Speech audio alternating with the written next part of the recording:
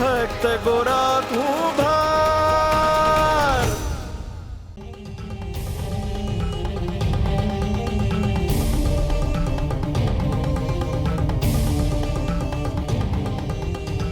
ને હવે તો હું આવી ગયો છું, એટલે હું તોફાન કરીને તમને હેરાન નહીં કરું, પણ હું તમને કામમાં મદદ કરીશ.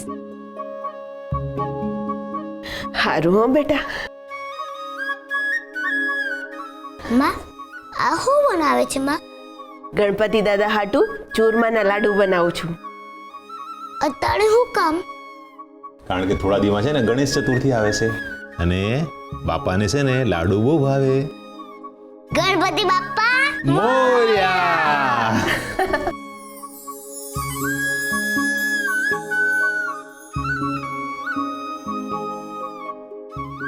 એ ગોરા, આ શું કરે છે? માં, તું મને રોટલા ઘડતા શીખવાડ ને. તું લાડુ બનાય ત્યાં કે રોટલા ઘડતા શીખી લઉં. શીખવાડ ને માં. હારું. આમ પાછો જા થોડો.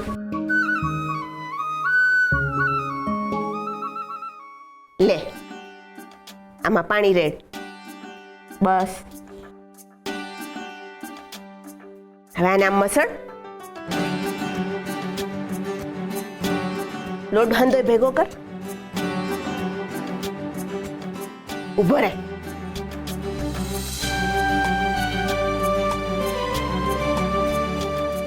કરાવું.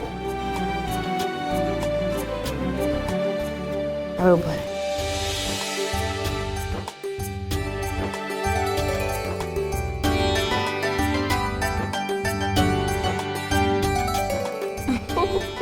બસ હવે બસ, તું રહેવા દે.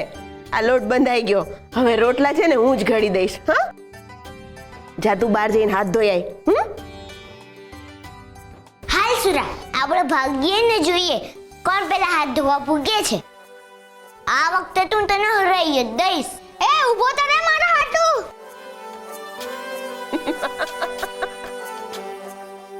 દેવી, કેટલા દી પછી આ ઘરમાં છોકરાઓનો કલરો ગુંજ્યો નહીં? ગોરાનો હતો ને તો ઘર જાણે છે ને રણ જેવું લાગતું હતું. હા, પણ હવે ઈ રણમાં કૂંપળ ખીલી હોય ને એમ લાગે છે ભગત. આ હંધી મારા હરીની કૃપા છે દેવી. ओह जल्दी जल्दी पगला।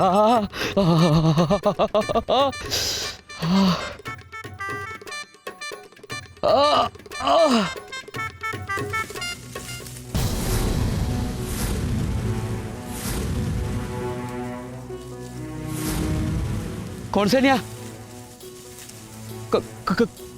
कौन से? कोई जंगली जनावर तो नहीं हो ने? कहू छू कौन से न्या? कौन से?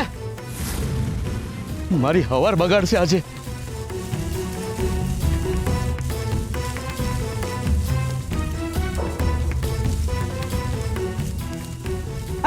ओ मारी रे, आ तो कोई माणसनो अवाज छे।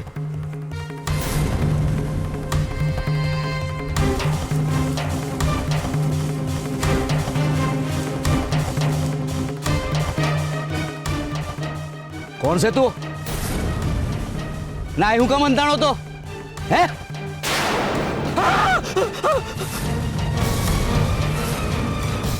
अरे आखा शरीर कोड़ से निकल आई थी। छी छी छी छी छी छी, तारा लीधे आखा माधवपुर गाम ने कोड़ थाए। निकल कौशु निकल। ओ माड़ी रे, झगड़ू सानी हामे बलबलाना पग धरू जोवा माडे छे અને તે હાથ ઉગામવાની હિંમત કરી। આ ખંજર તારી આર પાર ઉતારી દઈશ। ले आ तो हमजे उंदर ने निकळ्यो डूंगर। आ तो मोटो डाकू छे। आ खंजर जोईने तो एवुं लागे छे के आनी धार अडे ने तो लोहीनी नदीओ वहेवा मांडे। જો છે ચમકારો। माफ करो डाकूराज, माफ करो, भूल थई गई डाकूराज, माफ करो। ઝઘડુશાના દરબારમાં ભૂલની સજા હોય, માફી નહીં. ઊભો થા. નહીં નહીં નહીં, હું તો તમારા પગમાં જ રહીશ ડાકુરાજ, હું તમારા પગમાં જ રહીશ. ઊભો થા. ધીરે ધીરે ધીરે ધીરે ધીરે ખેંચો ડાકુરાજ. આ કયા ગામનો સીમાડો છે? તમે જી નામ દો એ ગામનો સીમાડો ડાકુરાજ. હું પૂછું છું એનો જવાબ આપ. માધવપુર ગામનો સીમાડો છે. માધવપુર. એનો અર્થ એમ કે ઓલા ઝીણકા ગોરાનું મોત મને અહીંયા લઈને આવ્યું છે. હવે હું આ મારા ખંજરને એનું લોહી ધરાવીશ, તઈ મારી આત્માને શાંતિ વળશે. ગોરા? તમે કઈ રીતે ઓળખો ગોરાને ડાકુરાજ? એના લીધે તો હું મારી ઓળખાણ ગુમાવી ચૂક્યો છું. એનું કાસળ કાઢીને મારી ઓળખાણ હું પાછી મેળવીશ. માફ કરશો ડાકુરાજ, હું કહું કે એણે એવું તો શું કર્યું તમારી હારે? બાળકો તેમના ઠેકાણે પહોંચી જશે અને તમે તમારે ઠેકાણે. એ મારું ઠેકાણું નક્કી કરવા વાળો તું કોણ? આવી જાઓ ભાગો. સિપાહીઓ, પકડો. ગોરાએ મારી ટોળકીનું સત્યાનાશ કરી નાખ્યું. હું તો છટકીને જંગલમાં વયો ગયો, પણ અચાનક મને આ ખરજવું ઉપડ્યું ને ખરજવાએ ધીમે ધીમે આખું શરીર એના તાબામાં લઈ લીધું. ગમે એ કરું તો એ ખરજ ઓછી જ નહોતી થતી. હાથના નખ ઉખડી ગયા, ચામડી છોલાઈ ગઈ, પણ ખરજવું જવાનું નામ નહોતું લેતું. તહીં મેં જોયું તો મારા હાથ ઉપર કોડના નિશાન, ને હજુ નજર ફરે ત્યાં તો આખું શરીર કોડના સકંજામાં સપડાઈ ગયું. આ ગામનો સીમાડો જોયો તો થયું કે અહીંયા કોઈ વૈદ હશે જેની પાસે હું મારી સારવાર કરાવી શકી. ગોરાને મેં આ ગામમાંથી ઉપાડ્યો ને તે દીથી મારા ખરાબ દિવસો ચાલુ થઈ ગયા છે. એકવાર જો એ મારા હાથમાં આવ્યો ને તો એના જીવથી એને હાથ ધોવા પડશે. લે, આ તો બગાસું ખાતા પતાસું મળ્યું. આ તો ગોરાનો દુશ્મન નીકળ્યો ને દુશ્મનનો દુશ્મન એટલે આપણો ભાઈબંધ. ડાકુરાજ, તમારી તકલીફનું નિવારણ મારી પાસે છે. મારા કોડ મટી જશે. અરે એમ નહીં ડાકુરાજ, એનાથી એ મોટી તકલીફ. ગોરા, હું તમારો ભેટો ગોરા જોડે કરાવીશ. હાલો. 1 2 3 4 5 6 7 8 9 10. તરસ લાગી છીપ આવશે કોણ? હરે કૃષ્ણ હરે કૃષ્ણ. તરસ લાગી છીપ આવશે કોણ? હરે કૃષ્ણ. તરસ લાગી છીપ આવશે કોણ? હરે કૃષ્ણ. ભૂખ લાગી ભૂખ ઠારશે કોણ? હરે કૃષ્ણ. ભૂખ લાગી ભૂખ ઠારશે કોણ? હરે કૃષ્ણ. એકલા પડ્યા હાથ ઝાલશે કોણ? હરે કૃષ્ણ. સવારે મંદિરની આરતીમાં જાશે કોણ? ના હું જઈશ. ના બાપા, હું જઈશ. બાપા, જ્યારે આપણને મંદિરે જવા મળશે ને ત્યારથી રોજ હું નાઈ ધોઈને પહેલા મંદિરે પૂગી જઈશ. માં, પાણી પૂરું થઈ ગયું. હાલો, હું છે ને ભરતો આવું. ઓહો, તમે કુએ પાણી ભરવા જાઓ? કા નો જવાય? ના જવાય ને, પણ ત્યાં બધી બહેનો હશે ને એ તમને પાણી ભરવા આવતા જોઈને તમારા પર દાંત કાઢશે ને પછી કહેશે કે આ લ્યો, આ દેવી તો ભગત પાસે કેટલું બધું કામ કરાવે છે. એમાં ખોટું શું છે દેવી? એટલે હું તમારા પાસે કામ કરાવું છું? ના એટલે કામ તમે ચીંધો છો, બાકી કરું તો હું શું ને. બહુ સારું, હું જ કુએ પાણી ભરવા જાઉં છું. દેવી,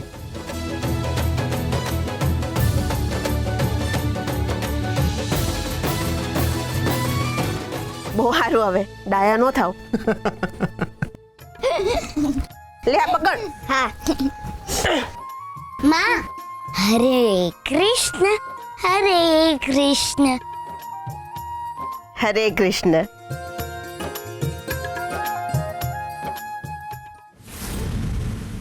મોટા મોટા બહારવાટિયાઓને એક ખંજરના ઘાએ પતાવી દીધા.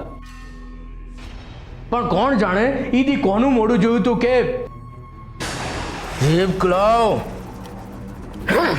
હરે કૃષ્ણ. મને લાગે છે કે આ ખંજર બુઠ્ઠું થઈ ગયું છે. એના મોઢેથી હરે કૃષ્ણનું રટન હાલતું હતું અને એની જીભ ઉપર મારું ખંજર હાલી નહોતું હકતું.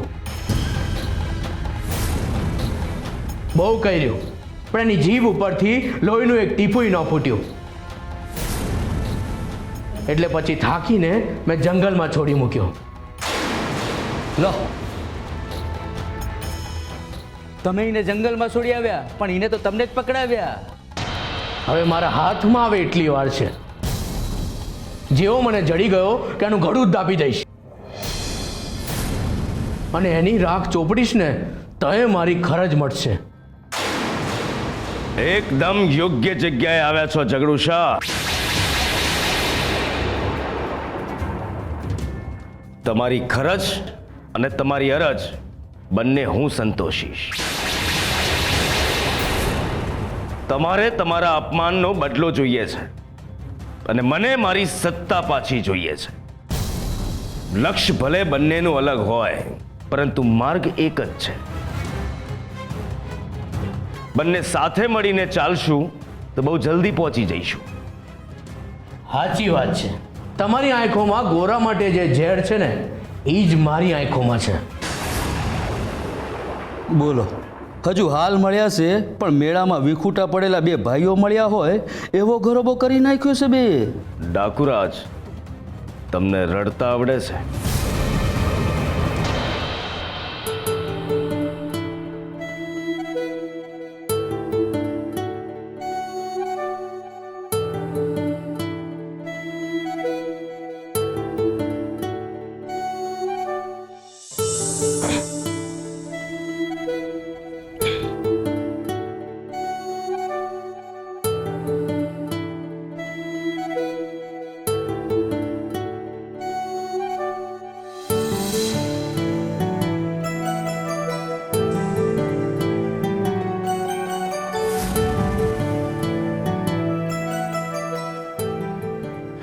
શ્યામભાઈ, તમે દેવીબેન, તમે હું કામ આટલો ભાર ઉપાડો છો?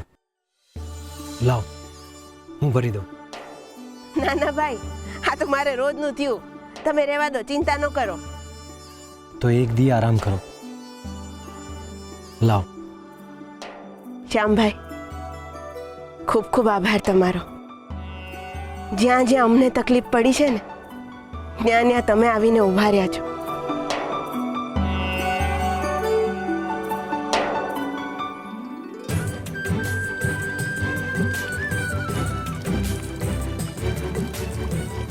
બસ બસ ભાઈ, ભરાઈ ગયું. બસ.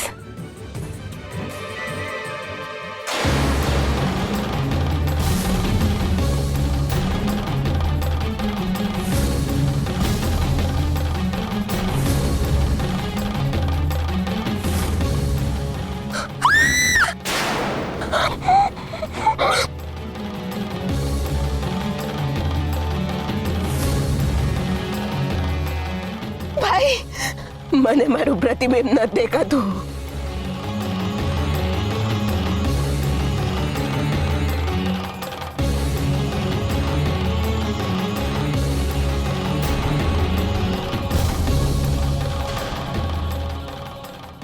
દેવીબેન,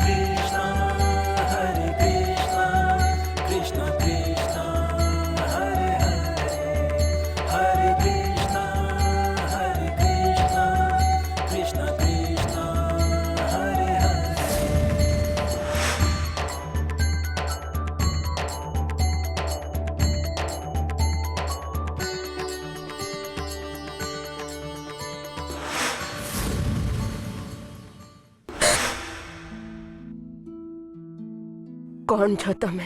શ્યામભાઈ. નામ પણ બોલો છો અને ઓળખાણ પણ પૂછો છો. હું શ્યામ છું. શ્યામ એટલે અરે તમે મને ભૂલી ગયા કે શું? હું એ જ છું જે પહેલા હતો, અત્યારે છું અને પછી પણ રહીશ, હંમેશને માટે. પણ તમે રડી કેમ રહ્યા છો? શ્યામભાઈ,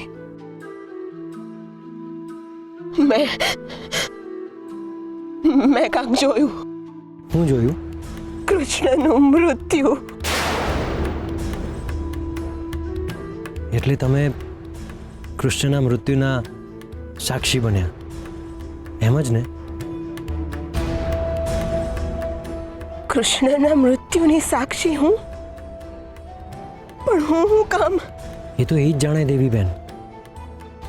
કદાચ તમને સમજાવવા હાટું કે મૃત્યુ તો નિશ્ચિત જ છે, પછી એ માણાનું હોય કે માધવનું. મૃત્યુ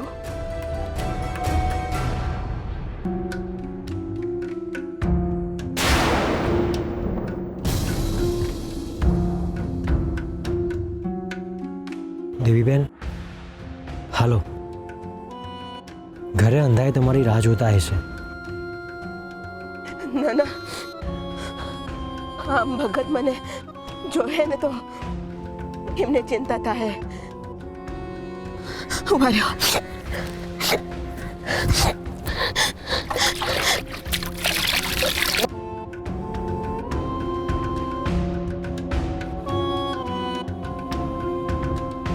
હાલો હવે.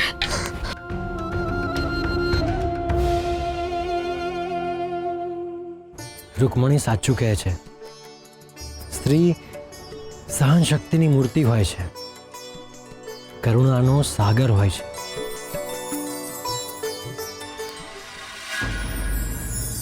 શાશ્વત આ સંસારમાં અને સમગ્ર બ્રહ્માંડમાં પણ જો કોઈ શાશ્વત છે તો એ છે માત્ર ને માત્ર ઉર્જા. આત્મા અમર છે, વિચાર અવિનાશી છે. ઈશ્વરે પણ પોતાના સ્થૂળ દેહનો ત્યાગ કરવો જ પડે છે, અને આ સત્યને સિદ્ધાંત બનાવવા માટે જ ઈશ્વરે સમય આવે સંસારમાં જન્મ ધારણ કરી મૃત્યુનો સ્વીકાર કર્યો છે, જેથી દરેક મનુષ્યના મન સુધી એ વાત પહોંચી શકે કે સ્થૂળ રૂપે તો ઈશ્વર પણ શાશ્વત નથી. અમર રહેવું એ મનુષ્યના પોતાના હાથમાં છે. મનુષ્યના સ્થૂળ દેહના ગયા પછી પણ એ પોતાના સત્કર્મો અને પોતાના વ્યક્તિત્વની ઉષ્મા થકી ચિરંજીવી રહી શકે છે.